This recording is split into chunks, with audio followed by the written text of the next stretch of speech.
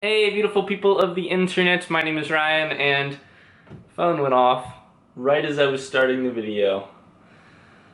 Hey, beautiful people of the internet, my name is Ryan, and today we're just gonna do a more relaxed video so that I can talk about my summer plans in regards to reading. My summer starts here in just a week, and I'm gonna talk about what books I hope to read over the summer before school starts back up again in September for me. And then at the end of the video, there are two things that you should stick around for, because I think they're pretty cool. Okay, let's do it. So here are my general thoughts about what I'm gonna be reading this summer.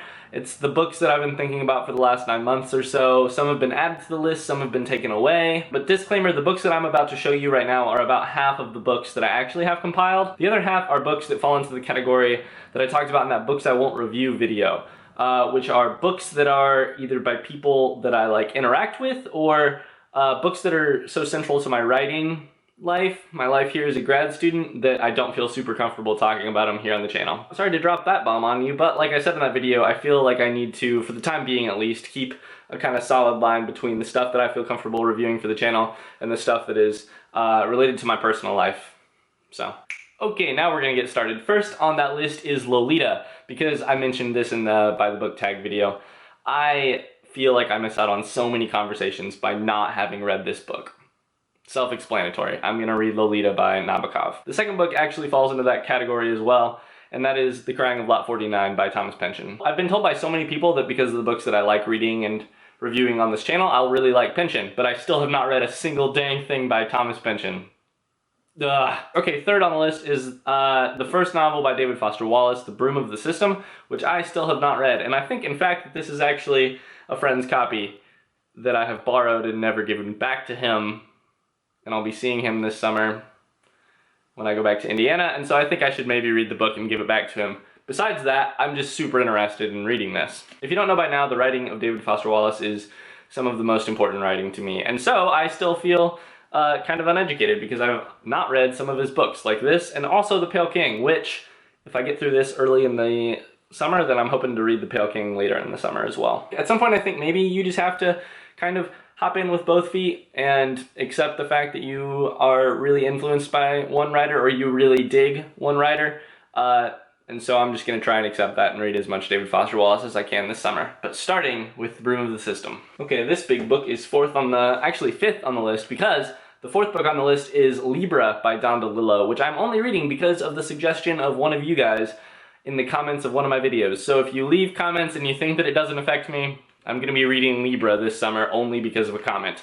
But fifth on that list is Underworld by Don DeLillo. I'm going to read Libra first because the comment was pretty convincing that I need to read something other than white noise before I try and read this hefty son of a gun. Number 6 on the list so far is the second book in the Neapolitan novels by Elena Ferrante. I had to look up the title, and it is The Story of a New Name. After the absolute blast that I had reading My Brilliant Friend, I'm definitely just going to try and hop in the rest of the Neapolitan novels.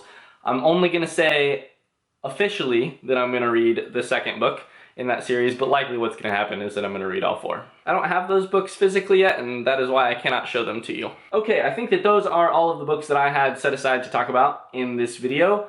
It was like 5 or 6 books with the option of accordioning with the option of expanding into 12 or 15 books, depending on how many I read by David Foster Wallace, or by Elena Ferrante, or even if I hop into another DeLillo novel. So there's one last thing I want to talk about before I get to the 2 exciting things at the end of this video, and that is the books that I just held up to you.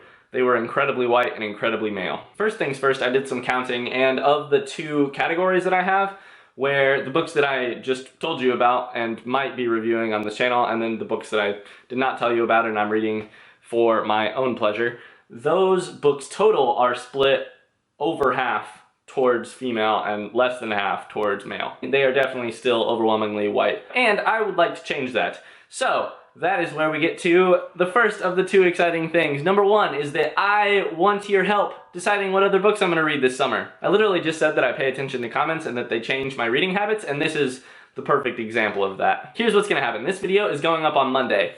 You have 1 week to comment in the comments below this video the book that you think I should consider reading for this summer. Just put 1 book, please. You'll see why in just a second, but there are going to be hopefully a lot of comments to choose from, You can also peruse other people's comments and suggest based on that. If you would like to help me read in a more diverse fashion, this is the time and place to comment those books below. What's going to happen is that you will have this week to comment what book you think that I should read, and then in next week's video, I will put a link to a poll. And then whatever 3 books get the top amount of votes, I will read those this summer. Maybe even 5 books. It really depends on how my summer goes. There's no guarantee that I'm going to review the books, but I promise that I will read them. So that is the first exciting thing. My motivation there is that I would love to get out of my own personal book picking habits. I think I kind of close myself off in a corner sometimes when I pick my own books.